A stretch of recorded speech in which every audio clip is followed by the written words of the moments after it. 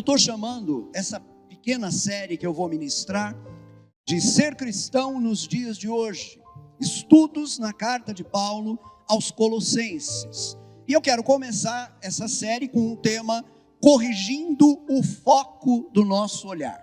Eu acho que essa frase sintetiza muito bem essa dimensão que está presente nesse primeiro trecho da carta que nós vamos ler e que eu quero transmitir a vocês hoje pela graça de Deus. Colossenses capítulo 1, versículos 1 a 23, diz assim a palavra do Senhor: Paulo, apóstolo de Cristo Jesus, pela vontade de Deus, e o irmão Timóteo, aos santos e fiéis irmãos em Cristo que estão em Colossos, que a graça e a paz de Deus, nosso Pai, estejam com vocês. Damos sempre graças a Deus, Pai de nosso Senhor Jesus Cristo, quando oramos por vocês, desde que ouvimos da fé que vocês têm em Cristo Jesus e do amor que vocês têm por todos os santos, por causa da esperança que está guardada para vocês nos céus. Desta esperança, vocês ouviram falar anteriormente por meio da palavra da verdade do Evangelho, que chegou até vocês. Esse Evangelho está produzindo fruto e crescendo em todo o mundo, assim como acontece entre vocês, desde o dia em que ouviram e entenderam a graça de Deus na verdade. Isso vocês aprenderam de Epáfras, nosso amado conservo, e em relação a vocês, fiel ministro de Cristo, o qual também nos contou do amor que vocês têm no Espírito. Por esta razão, também nós, desde o dia em que soubemos disso, não deixamos de orar por vocês e de pedir que transbordem do pleno conhecimento da vontade de Deus em toda a sabedoria e entendimento espiritual. Dessa maneira, poderão viver de modo digno do Senhor, para o seu inteiro agrado, frutificando em toda boa obra e crescendo no conhecimento de Deus. Assim, vocês serão fortalecidos com todo o poder, segundo a força da sua glória, em toda a perseverança e paciência, com alegria, dando graças ao Pai que os capacitou a participar da herança dos santos na luz.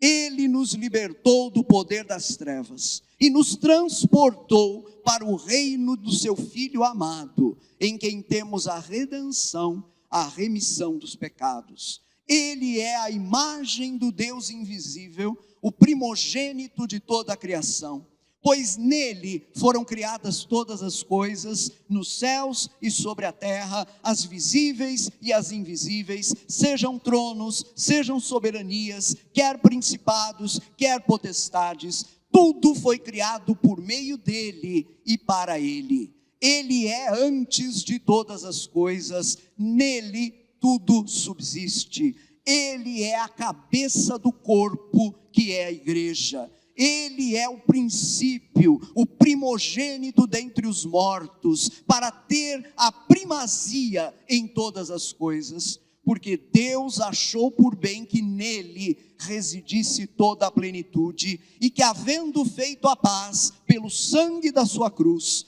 por meio dele reconciliasse consigo mesmo todas as coisas, quer sobre a terra, quer nos céus. E vocês, que no passado eram estranhos e inimigos no entendimento, pelas obras más que praticavam, agora, porém, ele os reconciliou no corpo da sua carne, mediante a sua morte, para apresentá-los diante dele santos, inculpáveis e irrepreensíveis. Se é que vocês permanecem na fé, alicerçados e firmes, não se deixando afastar da esperança do Evangelho que vocês ouviram e que foi pregado a toda criatura debaixo do céu, e do qual eu, Paulo, me tornei ministro. Amém. Palavra do Senhor.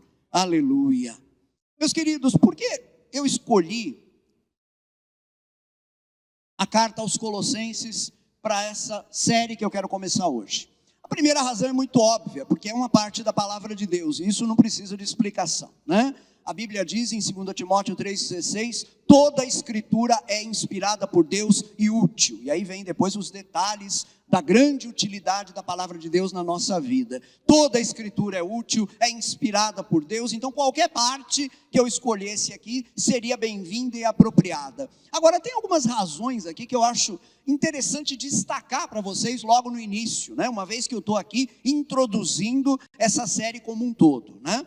A primeira razão é que Colossenses é um exemplo interessante de como Paulo se preocupava com uma igreja que, vejam bem, ele não tinha iniciado diretamente. Não foi Paulo quem foi a Colossos e ali, pela pregação, foi um instrumento de Deus para que a igreja surgisse ali. No entanto, é diferente a situação de Colossos, como, por exemplo, a situação de Roma. Roma era uma igreja que Paulo não conhecia no momento em que ele escreve a sua carta, aquela igreja, a carta aos Romanos, mas era uma igreja que havia sido iniciada sem a participação direta ou indireta de Paulo, né? No caso de Colossos, não, né? Paulo vai dizer claramente aqui, mostrar claramente que ele não conhecia pessoalmente os irmãos daquela igreja. No capítulo 1, versículo 4, ele fala de como ele dá graças a Deus pelos colossenses, desde que ouvimos da fé de vocês, ele vai dizer. Quer dizer, a notícia de que a igreja estava bem, forte, existia, chegou até Paulo, não é? Depois, lá no capítulo 2, versículo 1, por exemplo, Paulo vai dizer, ele vai falar do peso que ele sente, né? Eu tenho um grande peso no coração e eu oro o tempo todo por vocês que estão aí em Colossos, vocês que estão em Laodiceia, uma outra cidade ali próxima, e todos vocês que nunca viram a minha face. Ele destaca esse ponto, não é? O fato, gente, é o seguinte, a igreja de Colossos não foi iniciada por Paulo diretamente, mas surgiu debaixo do ministério de Paulo.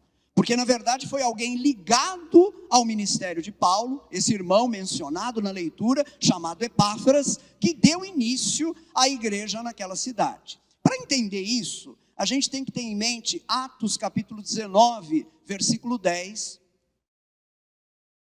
descrevendo a atuação de Paulo lá em Éfeso.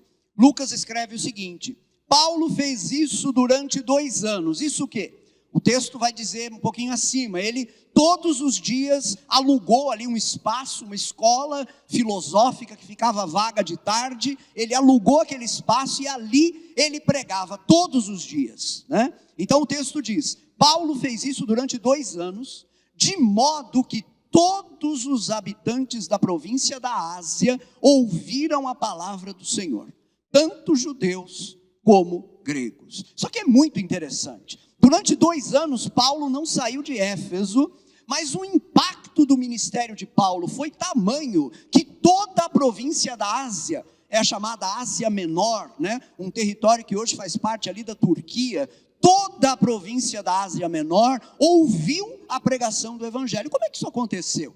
A lógica, né, o que nós entendemos pelo texto, é que irmãos, homens e mulheres convertidos debaixo do ministério de Paulo em Éfeso, já que Éfeso era uma grande cidade, um grande centro urbano, esses irmãos convertidos acabaram voltando para suas regiões, e ao voltar para suas regiões, pregaram o evangelho, e o Espírito Santo os usou para dar início à obra em vários locais. É maravilhoso pensar como o esforço de Paulo foi multiplicado, muito mais do que se Paulo tivesse ido lugar por lugar e ficado ali 1 ano em cada lugar, não é? Ele capacitou os irmãos convertidos para que eles levassem a palavra da pregação, e assim várias igrejas surgiram.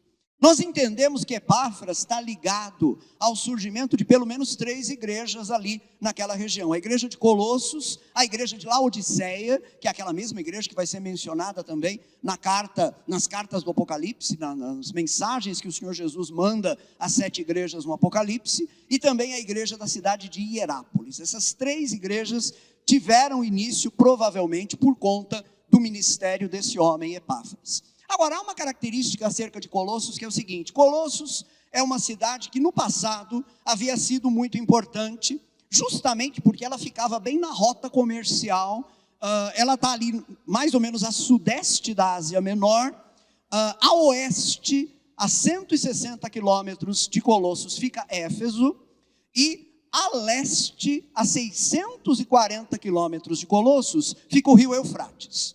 Então, num certo sentido, Colossos era rota de passagem para quem ia fazer comércio com o Oriente, por exemplo, não é?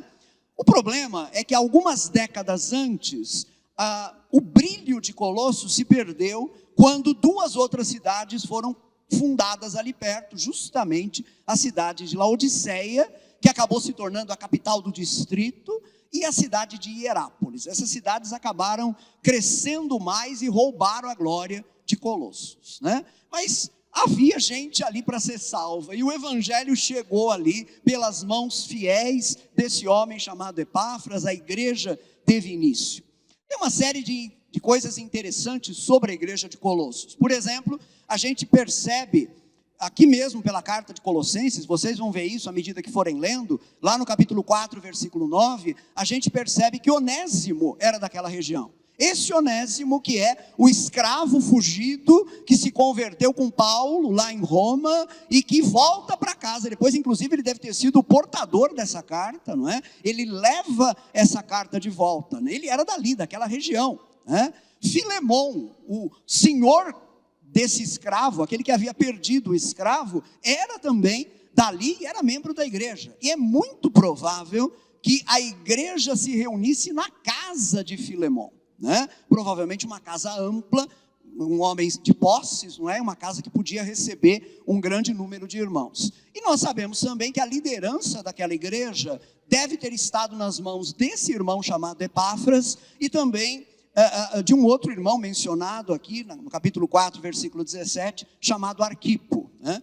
Eu até imagino que o Epáfras talvez tenha tido um papel mais de supervisão daquelas igrejas como um todo, mas que o pastoreio efetivo daquela igreja de Colossos talvez estivesse ali nos ombros desse irmão chamado Arquipo.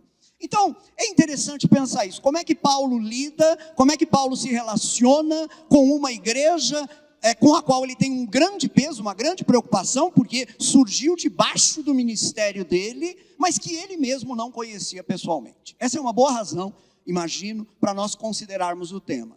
Uma outra coisa que eu vejo muito interessante na carta aos Colossenses é a oportunidade que nós temos de ver como é que Paulo lida com uma igreja que enfrenta problemas, porque a igreja de Colossos está enfrentando um problema. Ele foi informado, provavelmente foi Epáfras quem o informou disso, não é? Porque Epáfras está junto com Paulo no momento ali que ele escreve a carta, em Roma, enquanto Paulo está preso. Isso é importante ter em mente, né? A igreja de Colossos surgiu no período em que Paulo estava em Éfeso, por volta aí dos anos 55 e 57, mas a carta está sendo escrita no momento em que Paulo está preso em Roma, entre os anos 60 e 62 aproximadamente, não é? Então Paulo, ele sabe que há problemas naquela igreja, ele precisa tratar esses problemas, mas ele não está presente para tratar esses problemas. Ele vai ter que tratar de tudo isso à distância, não é? O fato de que ele está preso está muito claro por vários momentos do texto, né? Ele fala no capítulo 4, versículo 3, né? Ele pede que a igreja ore por ele, para que ele possa falar com ousadia do mistério de Cristo, pelo qual também estou algemado. Aí no capítulo 4, versículo 10, ele fala de um companheiro, Aristarco, que está preso comigo, ele diz.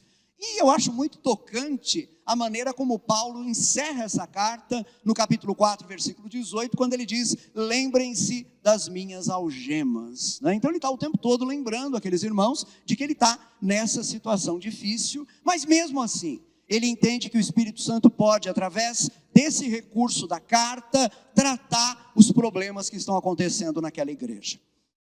Podemos dizer que Colossenses nos oferece, ainda em conexão com essa ideia de uma igreja que enfrenta problemas, uma lição muito preciosa, gente, sobre como nós podemos lidar com os nossos problemas e dificuldades. Não interessa o tamanho do seu problema, não interessa de qual monta é a sua dificuldade. Me parece que a lição que Paulo nos transmite aqui é muito importante e ela é muito simples também. A lição é a seguinte: se você precisa enfrentar um problema, nunca comece pelo problema. Ponto. É isso. Simples assim. Se você precisa enfrentar um problema, nunca comece pelo problema. Como é que Paulo poderia ter começado essa carta? Graça e paz a vocês, irmãos, etc. Fui informado pelo Epáfras que a bagunça está instalada aí na igreja, tem gente ensinando coisa errada, tem pessoas que estão esquecendo que Jesus Cristo é o centro da nossa fé. Então, é o seguinte, Paulo podia ter feito isso? Podia. Fez? Não fez. E não fez porque o Espírito Santo deu a ele sabedoria sobre como enfocar adequadamente a questão, né? Paulo vai abordar o problema. Na próxima pregação, examinando um pouco o capítulo 2, a gente vai ver como é que ele vai lidar com essa questão. Mas primeiro, Paulo vai atrair o olhar dos leitores para realidades superiores, para realidades maiores. Paulo vai fazer com que a turma tire os olhos do problema e coloque os olhos em realidades maiores. A partir dessa realidade é que ele vai corrigir esse problema. Então, antes de resolver o problema, o que é que Paulo faz? Ele corrige o foco, não é? Ele mostra qual deve ser o foco quando nós enfrentamos qualquer tipo de problema. Podemos dizer, amados, que Colossenses é interessante ainda, porque nessa carta, Paulo vai do cósmico, me permitam usar essa palavra, porque acho que universal nem resolve o que eu quero dizer. Nessa carta, Paulo vai do cósmico, do mais elevado, daquilo que está além do próprio universo, ele vai disso até o cotidiano, até o dia a dia. Ele cobre essa distância nessa carta de uma forma maravilhosa. E com isso, Paulo nos mostra uma coisa fundamental sobre a nossa fé. A nossa fé, ela não está apenas concentrada nessas realidades transcendentes, mas ela liga essas realidades transcendentes ao cotidiano da nossa vida. Se vocês me permitem uma comparação, eu acho interessante, por exemplo, como essas religiões que há por aí não fazem isso. Vou dar apenas um exemplo. Se você considerar o budismo, por exemplo, e aqui eu estou me referindo ao budismo de raiz, né? Não nesse budismo adocicado, misturado com autoajuda, que você encontra, por exemplo, nas redes sociais. Se você considerar o budismo de raiz, o zen budismo, você vai ver que para o budista, o cotidiano, esse mundo, o que eu vivo aqui ou ali, isso não tem a menor importância. Se você chegar para um monge budista e dizer, eu estou aqui com um problema assim, assado, você sabe qual vai ser a resposta que você vai ter? O monge vai virar para você e vai dizer assim, você não tem problema nenhum, você tem uma ilusão, isso é uma ilusão, né? O seu problema é uma ilusão, esse mundo é uma ilusão, você tem que se despregar de tudo isso, esquecer, esvaziar sua mente. Isso daí é o que o budismo ensina. A fé cristã não faz isso. A fé cristã vai nos mostrar o que há de mais elevado. A fé cristã vai nos colocar diante do que há de mais transcendente, mas vai ao mesmo tempo fazer uma ligação direta entre o transcendente e o nosso cotidiano, e vai nos mostrar exatamente como é que essas realidades gloriosas, cósmicas, que estão além do universo, fazem sentido na nossa vida hoje. É isso que a fé cristã faz. Então eu queria desafiar você a olhar comigo aqui de que maneira Paulo corrige o foco, o olhar daquela igreja e o nosso, para poder de fato depois tratar dos problemas daquele povo. E nessa correção eu acredito que nós vamos relembrar algumas verdades que são capazes de nos animar e nos encorajar para o nosso viver o tempo todo enquanto estivermos nesse mundo. Primeira coisa que me parece que Paulo faz aqui para poder efetuar essa correção de foco é o seguinte: Paulo lembra os colossenses que eles estão envolvidos em uma realidade elevada e gloriosa. É isso, ele começa por aí. Quando a gente for estudar qual o problema enfrentado pela igreja de Colossos, vocês vão perceber como essa estratégia de Paulo conversa diretamente com o problema e responde diretamente a esse problema. Mas eu não vou chegar nisso hoje. Nós, por enquanto, estamos começando esse percurso. O que é que Paulo vai fazer com aquela igreja logo de cara? Vai lembrar aqueles irmãos de que eles têm uma esperança que está guardada nos céus. E essa esperança chegou a eles pela pregação do Evangelho. Capítulo 1, versículos 4 e 5. Desde que ouvimos da fé que vocês têm em Cristo Jesus e do amor que vocês têm por todos os santos, por causa da esperança que está guardada para vocês nos céus. Gente, prestem atenção, isso aqui é um exemplo de como a gente levanta o olhar de alguém para algo mais alto, mais elevado. A pessoa está com o olhar no problema e Paulo pega e levanta esse olhar e diz: olha só o que vocês têm dentro de vocês. Vocês têm dentro de vocês uma esperança bendita que está guardada nos céus e sobre a qual vocês foram informados a partir da pregação do Evangelho. Agora, não apenas isso, Paulo vai além. Nesse mesmo trecho, no versículo 6, ele vai mostrar para aqueles irmãos que esse evangelho que informou para eles que eles têm essa esperança, esse evangelho não é uma realidade conhecida apenas por eles. Na verdade, esse evangelho, capítulo 1, versículo 6 diz, esse evangelho está produzindo fruto e crescendo em todo o mundo. Olha mais uma vez Paulo levantando o olhar da igreja e dizendo: vocês têm uma esperança tremenda dentro de vocês, agora, vocês estão envolvidos em algo maior do que vocês mesmos, vocês estão envolvidos em algo que está acontecendo no mundo inteiro, porque esse evangelho que chegou até vocês, que transformou a vida de vocês, ele está fazendo a mesma coisa no mundo inteiro. Daqui a pouco a gente vai ver que Paulo vai dar um salto e do mundo inteiro ele vai para aquilo que está além do universo. Mas calma, né? Porque Paulo vai levantar bem o nosso olhar hoje. Mas calma, vamos com atenção aqui, né? Ele ainda dá mais alguns detalhes interessantes aqui nessa dinâmica, né? De mostrar, vejam quem vocês são e no que vocês estão envolvidos. Ele vai dizer no capítulo 1, versículo 12, dando graças ao Pai que os capacitou a participar da herança dos santos na luz. Quando Paulo acrescenta mais esse detalhe, ele continua a forçar os olhos daquela igreja para cima. Vocês são herdeiros, vocês participam de uma herança que os santos, os piedosos, aqueles que temem ao Senhor, aqueles que andam com o Senhor, como foi o caso de Enoque, não é? Somente eles têm. Vocês têm essa herança. E eu gosto muito, eu estou citando o exemplo de Enoque. Enoque é das figuras bíblicas, uma das que menos se tem notícia, mas é uma daquelas que a notícia é a mais impactante possível. Você pode ler sobre Enoque no capítulo 5 de Gênesis. Ele é um daqueles primeiros patriarcas, e entre aqueles homens que viveram 900 anos, 800 anos, ele foi o que menos viveu. Viveu apenas 365 anos na terra. Mas diz o texto, na verdade, que ele não morreu, porque o Senhor o tomou para si.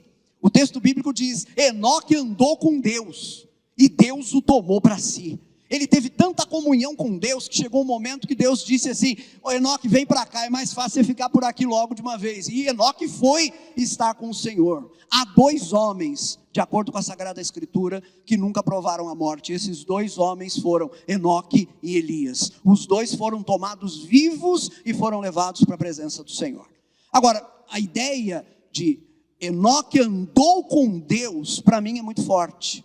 Na terceira pregação vocês vão ver isso, porque há uma passagem aqui que é muito importante em Colossenses, quando Paulo escreve, e aqui eu vou citar pela versão mais antiga, ele diz: andai nele, ou seja, em Cristo. Assim como vocês conheceram a verdade do Evangelho, assim andai nele. Andar aqui, Enoque andou com Deus, é o que nós chamamos de um hebraísmo, ou seja, uma expressão muito típica da língua hebraica. Significa a maneira como Enoque viveu. Enoque viveu de tal maneira que era uma vida permeada pela piedade no relacionamento com o Senhor. E Colossenses vai nos levar também, a gente vai ver isso no devido tempo, a esse tipo de vida, a desejar para nós esse tipo de vida, tá? Agora então vejam, né? Essa coisa preciosa, essa coisa que até então apenas homens como Enoque haviam experimentado, não é? Essa herança está disponível a todos nós, e ela está disponível, meus irmãos, não porque nós fizemos alguma coisa para merecê-la, ela está disponível porque Deus decidiu nos dar essa herança, porque Deus, pela sua graça, decidiu nos conceder isso.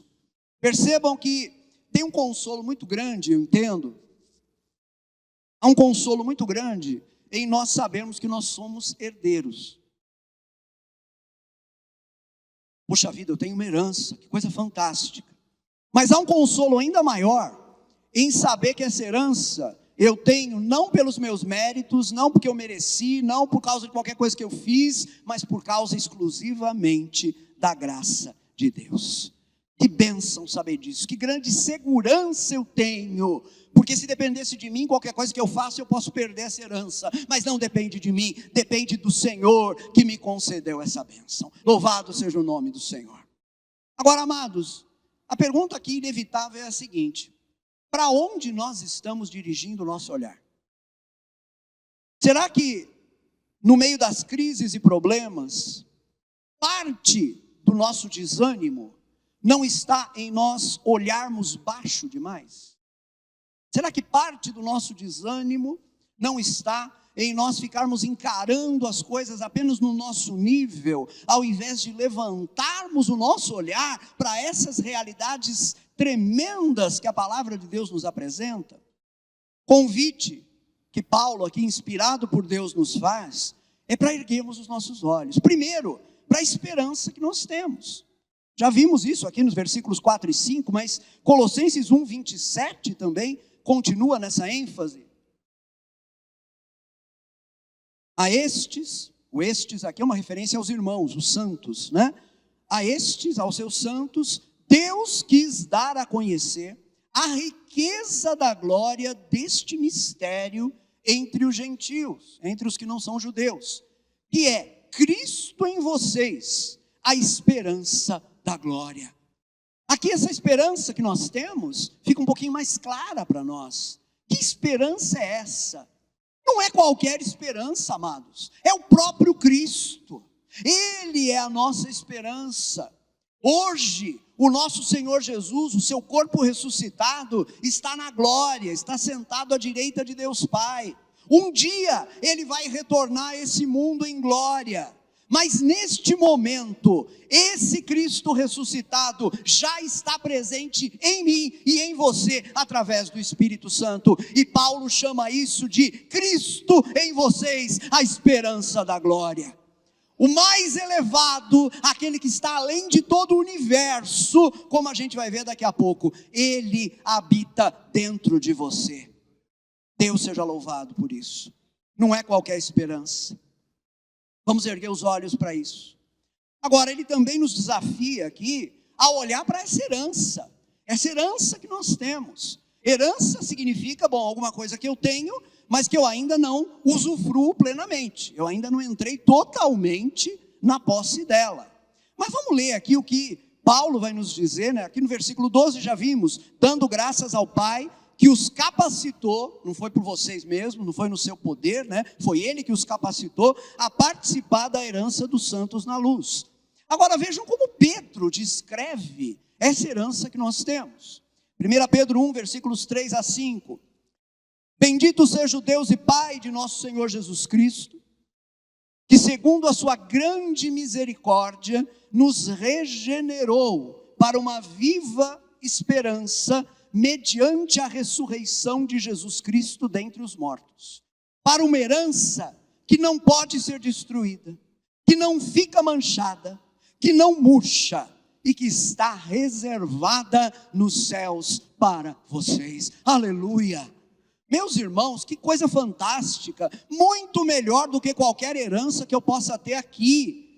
Você pode receber uma herança, uma casa, né? Você recebeu aí de herança, que legal, agora você tem essa casa como herança, e essa casa está num bairro excelente da cidade, que maravilha, ótimo. Daqui a 30 anos essa casa, se você não cuidar, vai estar caindo aos pedaços. Daqui a 30 anos, talvez esse bairro excelente na cidade tenha virado um bairro ruim para se viver, não é? E aí você vai ver o valor dessa casa que você ganhou de herança despencar, não é? Que nem um avião em queda.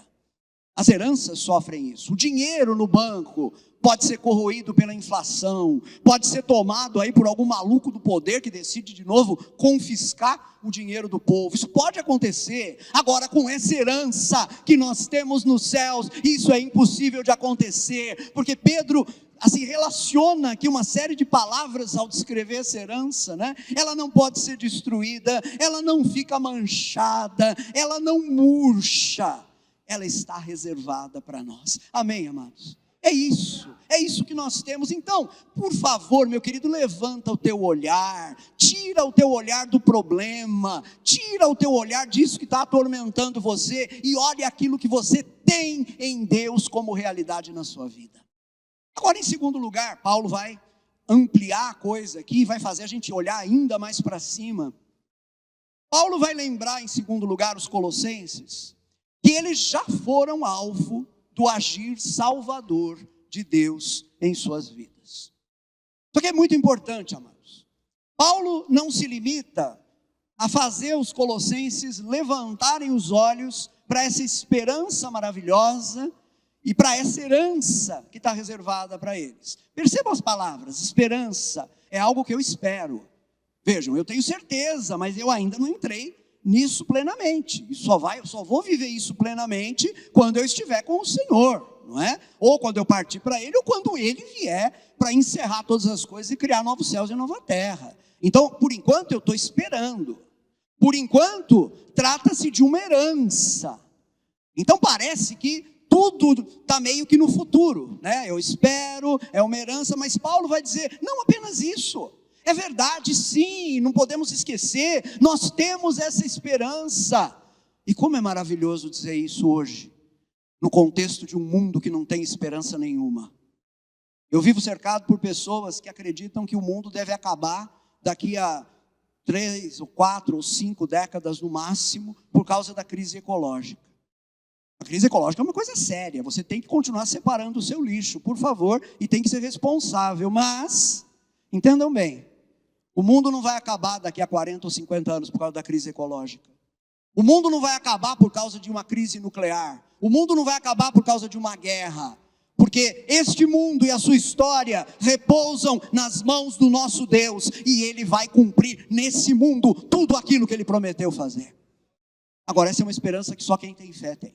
Porque quem não tem fé, quem não crê, tem que ficar aí mesmo, perdido, né? Imaginando, nossa, será que a gente vai ter mais um ano? Será que 2026 não vai ser o ano da desgraça de tudo, né? Do cometa que pode se chocar com a terra e nos destruir? Nenhum cometa vai destruir a terra, porque Deus vai cumprir as promessas que Ele tem para esse mundo. Amém, amados? É isso, aleluia, glória a Jesus. Agora, é verdade, estamos esperando, é herança, mas Paulo vai dizer aqui, vocês já têm em vocês a prova viva do agir salvador de Deus.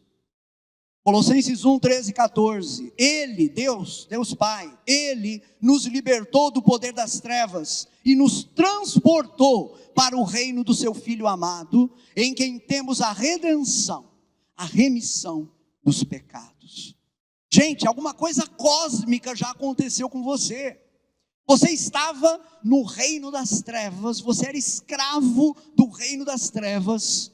E diz a palavra de Deus que Deus libertou você do reino das trevas e transportou vocês, eu amo essa expressão aqui, transportou vocês para o reino do Filho do seu amor, para o reino do seu Filho amado. Então entenda bem, você já foi alvo de uma operação cósmica fantástica. E como é que isso se manifesta na prática? Vejam bem, versículos 21 e 22 de Colossenses 1. E vocês que no passado eram estranhos e inimigos no entendimento, pelas obras más que praticavam, agora, porém, Ele, Deus, os reconciliou no corpo da sua carne, ou seja, no corpo de Jesus, mediante a sua morte, a morte de Jesus, para apresentá-los diante dele, santos, inculpáveis e irrepreensíveis. Que coisa maravilhosa! O que é na prática esse ser tirado do reino das trevas e ser transportado para o reino do Filho amado de Deus? Nós éramos estranhos e inimigos no entendimento. Ou seja, na nossa maneira de pensar, a nossa maneira de pensar era uma maneira de pensar rebelde em relação a Deus. Nós estávamos nessa situação, mas Deus nos tirou de lá e fez de mim e de você santos, inculpáveis e irrepreensíveis. Só Deus pode fazer um negócio desses. Só Deus pode pegar alguém enfiado no pecado, que nem eu e você estávamos, e nos transformar em pessoas santas, inculpáveis e irrepreensíveis. E Ele fez isso como? Vocês vão aqui me permitir voltar a esse ponto, né? Versículo 22. Ele, Deus, os reconciliou no corpo da sua carne, no corpo de Jesus, mediante a sua morte. Ô Rui, você vai falar de novo da cruz, da morte de Jesus? Vou, porque não tem nada mais central do que isso. Não tem nada mais importante para nós do que isso. Tudo está ali. Eu disse domingo passado e repito hoje, nós nunca ultrapassamos a verdade da cruz. A verdade da cruz é o centro da nossa experiência. Por essa verdade nós somos salvos e por essa verdade nós somos mantidos fiéis na fé também ao longo de toda a nossa vida. E quando eu estiver diante do Pai um dia, sendo aceito e recebido como filho, eu vou saber que foi por causa da cruz, foi por causa daquela sexta-feira em que Jesus deu o seu último suspiro na cruz, foi por causa daquele dia que eu vou poder passar toda a eternidade diante do Senhor. Aleluia. Amém. Graças a Deus. Graças a Deus.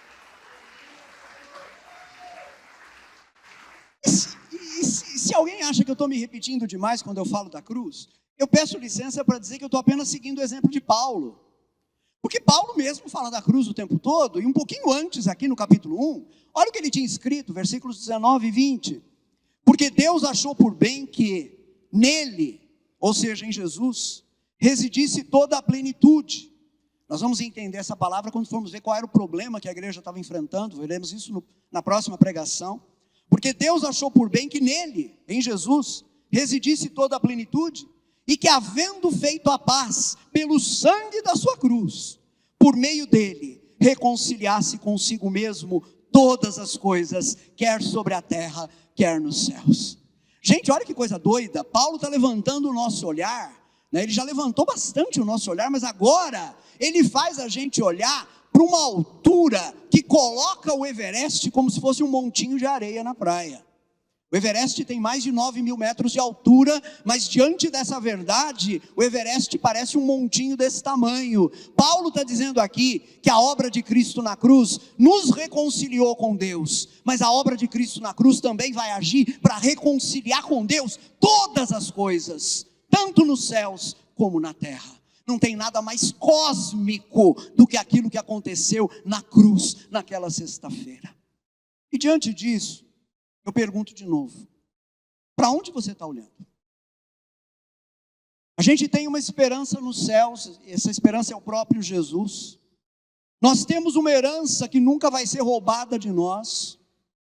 E nós temos na nossa própria vida a garantia de tudo isso na obra que o Senhor Jesus já realizou em nós. Olha para você mesmo, meu querido. Você foi salvo. O centro organizador da sua vida mudou. Você não é mais o mesmo.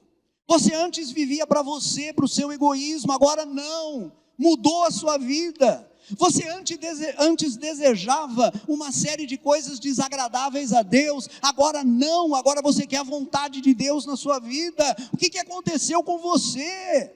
Talvez os seus colegas perguntem isso, né? Nossa, o que aconteceu com você?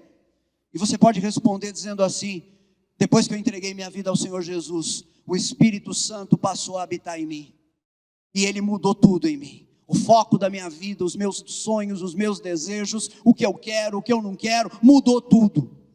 Eu acho maravilhoso, né? Ezequiel coloca isso de uma maneira, ele vai dizer assim, profeticamente falando: o Senhor vai tirar de vocês um coração de pedra, esse coração insensível para ouvir Deus. O Senhor vai tirar de vocês esse coração de pedra, e no lugar Ele vai colocar um coração de carne, um coração sensível à voz do Senhor. Se você já teve essa experiência, você sabe do que eu estou falando. O seu coração hoje é um coração de carne, o seu coração hoje é um coração sensível à voz do Senhor. E eu acho maravilhoso como Paulo, lá na carta aos Efésios, que é muito próxima dessa carta aos Colossenses, aliás,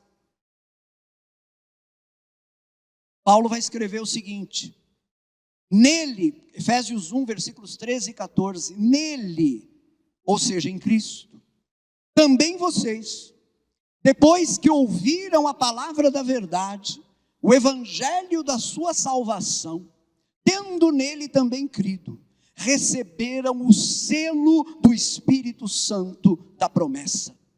O Espírito é o penhor. O que significa isso? A garantia até o resgate da sua propriedade, em louvor da sua glória. Vocês estão entendendo essa linguagem que Paulo usa aqui? Isso aqui é muito cotidiano. Você vai comprar uma casa, por exemplo, e você ainda não tem todo o dinheiro, mas enquanto está saindo ali o financiamento, você dá um penhor. Nós chamamos hoje de sinal, mas a ideia é essa.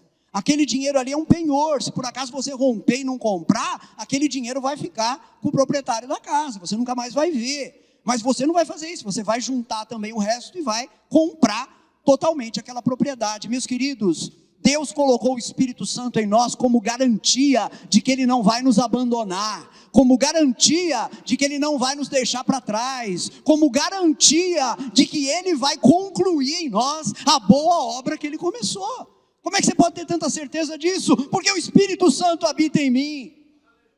O Espírito Santo habita em mim. O Senhor Deus não vai mandar para o inferno alguém que está habitado pelo Espírito Santo. Vocês estão me entendendo, amados? Que grande certeza. E aí eu me pergunto o seguinte: será que dá para olhar mais alto do que isso? Vocês percebam que a nossa situação é essa aqui, ó. A gente estava olhando o problema e a palavra de Deus vai levantando o nosso olhar. A gente está olhando agora alto. Dá para olhar mais alto que isso? Estamos aqui a milhares de quilômetros acima do Everest. Pois bem, dá. E eu vou terminar com esse ponto. Dá para olhar mais alto, sim. Paulo vai lembrar os colossenses, em terceiro lugar, da supremacia e centralidade de Jesus Cristo. Eu dou graças a Deus porque eu vou pincelar isso apenas aqui. Eu ainda vou voltar a essa verdade quando a gente for ver como é que Paulo responde os problemas que aquela igreja estava enfrentando. A gente vai rever tudo isso. Por isso eu estou pedindo insistentemente, leiam essa carta várias vezes. Mas vejam o que Paulo escreve aqui nos versículos 15 a 19. Ele, e a referência, o pronome aqui se refere a Jesus. Ele é a imagem do Deus invisível, o primogênito de toda a criação, pois nele foram criadas todas as coisas, nos céus e sobre a terra, as visíveis e as invisíveis, sejam tronos, sejam soberanias, quer principados, quer potestades. Segunda mensagem, vamos entender o que é tudo isso, tá?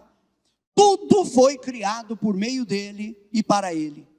Ele é antes de todas as coisas, nele tudo subsiste.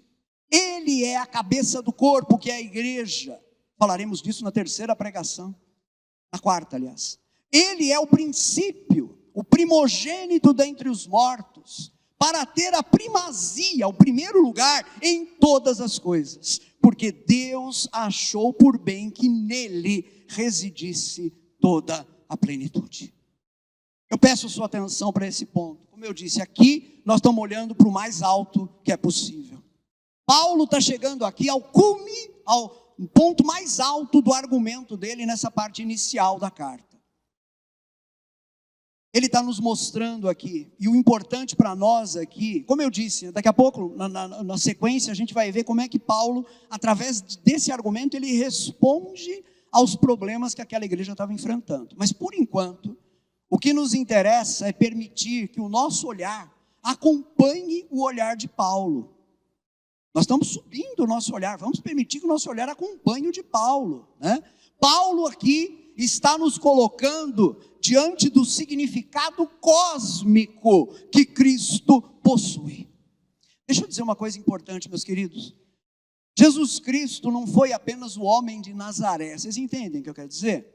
Lá quando eu era criança, no começo dos anos 70, Silas vai lembrar, ele é mais velho que eu, havia uma música muito popular que cantava por aí, né? A turma, era uma música secular, né? Um cantor aí, acho que decidiu fazer uma música sobre Jesus e falava lá: ei, vamos seguir com fé tudo o que ensinou o homem de Nazaré, né? Ok, mas veja bem, ele não estava bem informado, esse compositor e esse cantor. Jesus não é apenas o homem de Nazaré.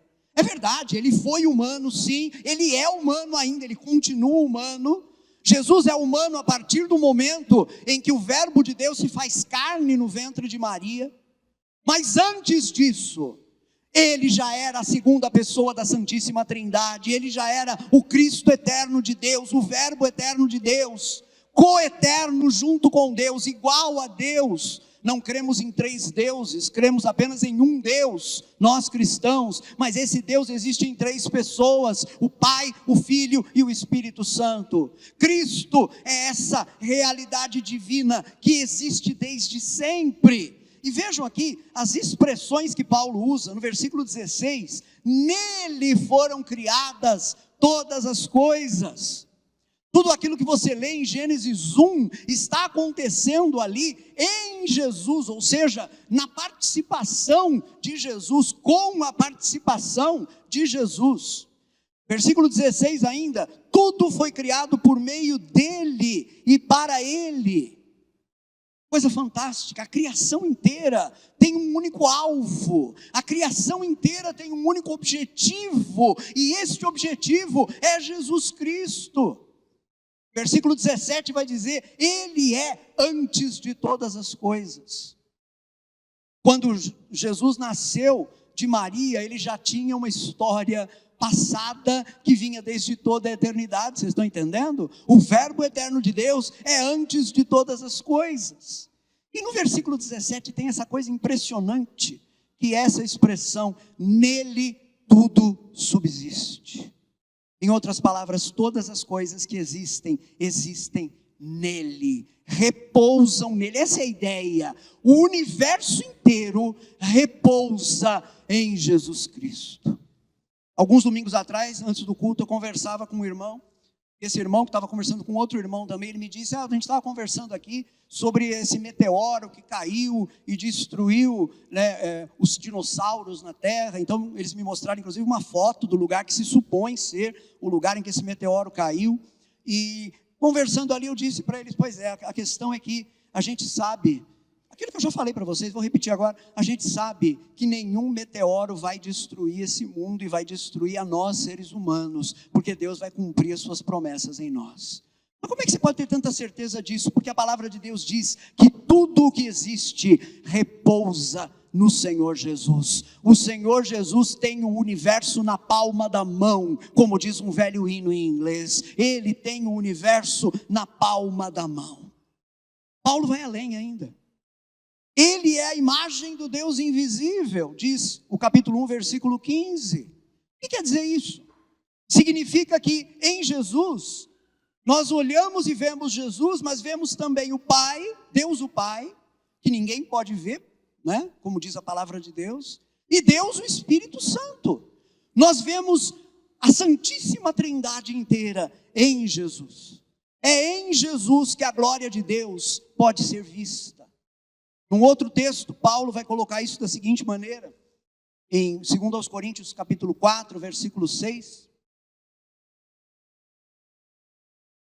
Porque Deus, que disse, das trevas resplandeça a luz, Ele mesmo resplandeceu em nosso coração, para a iluminação do conhecimento da glória de Deus, na face de Jesus Cristo. Olhando para Jesus, nós vemos a glória de Deus, na expressão mais clara possível neste universo. Amém, amados? E eu acho interessante que quando o texto de Colossenses aqui diz, no versículo 15 ainda, Ele é o primogênito de toda a criação. Essa palavra primogênito, significa literalmente filho mais velho, primeiro filho, ela deve ser compreendida adequadamente aqui. Vejam bem, prestem atenção. Não é que Cristo teria sido a primeira criação de Deus. Os testemunhos de Jeová, que já devem ter batido na porta de alguns de vocês aqui, ensinam esse erro. Para eles, Jesus Cristo seria a primeira obra criada por Deus. Isso não é verdade. Isso aqui é um erro antigo, é um erro de um homem chamado Ário, vem lá do 4º século da era cristã. Não é verdade. O verbo eterno de Deus nunca foi criado, ele tem, a origem dele está em Deus o tempo todo. Ele é eterno como Deus é eterno, ele nunca teve começo. Mas Rui, então por que o texto diz que ele é o primogênito da criação de Deus? Na verdade, a palavra primogênito, o sentido dessa palavra é esclarecido logo adiante aqui, no versículo 18. Vejam por que a gente tem que ler a Bíblia com atenção. Colossenses 1,18. Ele é o princípio, o primogênito dentre os mortos, para ter a primazia, ou seja, o primeiro lugar em todas as coisas. Quando o texto diz que Jesus é o primogênito, não é para dizer que ele foi o primeiro a ser gerado, porque ele não foi, ele sempre existiu como verbo eterno de Deus, mas é para dizer que, como acontece com o primogênito no mundo natural, ele é o que tem direito da herança. No mundo antigo, apenas o primogênito tinha direito à herança, não é que nem hoje em dia, que reparte em partes iguais, né? Apenas o filho mais velho tinha direito à herança. Então, a palavra está sendo usada aqui para dizer, ele é aquele que tem a primazia, ele é aquele que tem o primeiro lugar no universo, o primeiro lugar é de Jesus, e apenas de Jesus.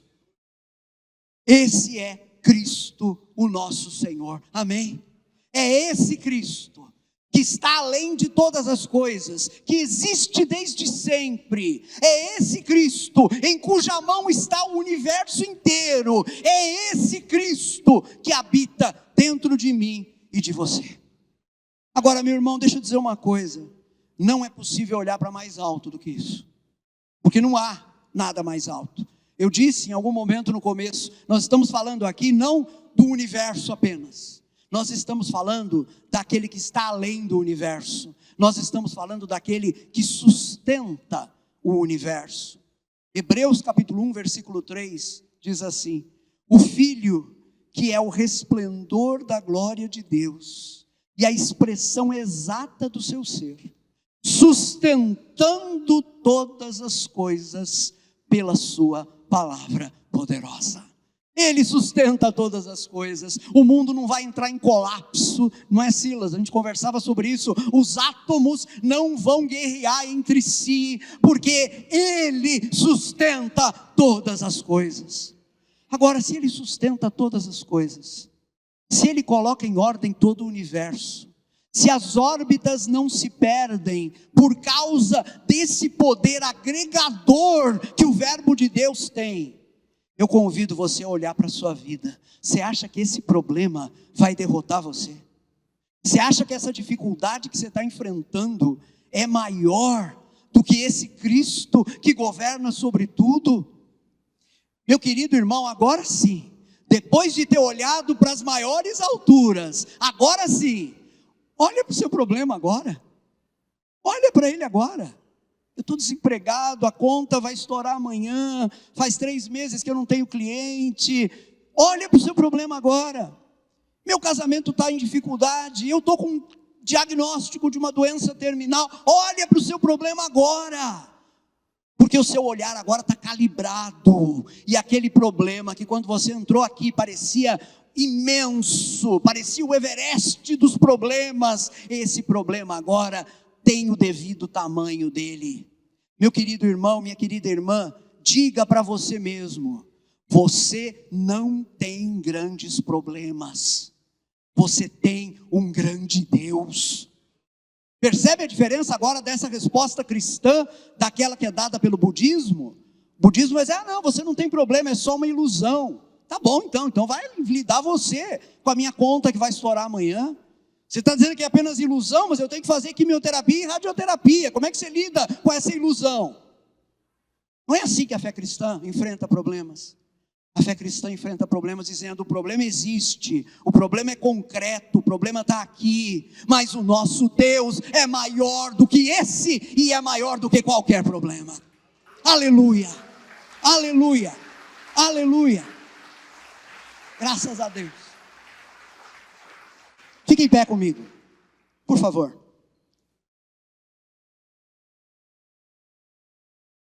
O Senhor não ignora as nossas lutas e dificuldades, mas Ele quer que a gente olhe para os nossos problemas na perspectiva correta. Corrija o foco, meu irmão. Se você acha que seus problemas são maiores do que Deus, é porque você ainda não está olhando alto o suficiente. Leia esse texto de novo, ouça essa pregação de novo. olha na perspectiva correta para o seu problema. E o Espírito Santo vai iluminar você, para que você encare o seu problema com a confiança de quem sabe que tem um grande Deus presente na sua vida. Amém? Mas faça tudo isso com essa convicção. Você não está crendo em qualquer coisa.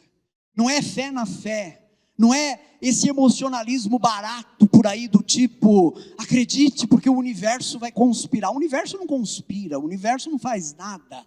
O universo não tem nada para oferecer para você.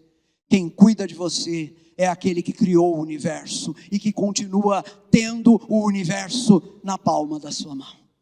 Aleluia. Curva a sua cabeça comigo, vamos orar ao nosso Deus. Pai amado, obrigado.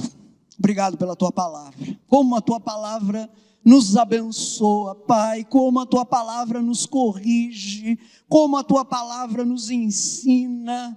Como a tua palavra ajusta o nosso foco, a nossa maneira de olhar. Pai, como a tua palavra nos leva a ver as coisas na perspectiva correta.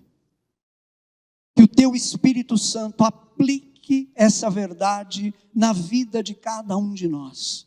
O Senhor, Pai, que conhece os problemas específicos, as lutas específicas, que o Senhor, pelo poder do teu Espírito, leve o teu povo a olhar para essas realidades, não como quem as ignora, mas como quem sabe que elas não são maiores do que Cristo, o nosso Senhor, que reina sobre tudo. E por isso agora, Pai, deixando de lado os nossos problemas, nós glorificamos o teu nome, exaltamos o teu nome, porque o Senhor, Pai, é Deus eterno sobre tudo. O Senhor nos criou, o Senhor traçou o plano da nossa salvação. O Senhor é aquele que garante que um dia nós chegaremos ao final, à vitória na tua presença, e por conta disso o Senhor já nos deu a garantia, o penhor do teu Espírito Santo. O Senhor, Pai, nos deu Jesus Cristo, o teu verbo eterno, o teu Filho amado, aquele que sustenta todas as coisas, para ser o Deus que habita no nosso interior pelo Espírito Santo. E nós te louvamos por isso, de todo o nosso coração, em nome de Jesus. Amém e amém. Quero convidar você a expressar o seu louvor ao Senhor agora, aplaudindo a Ele, em nome de Jesus.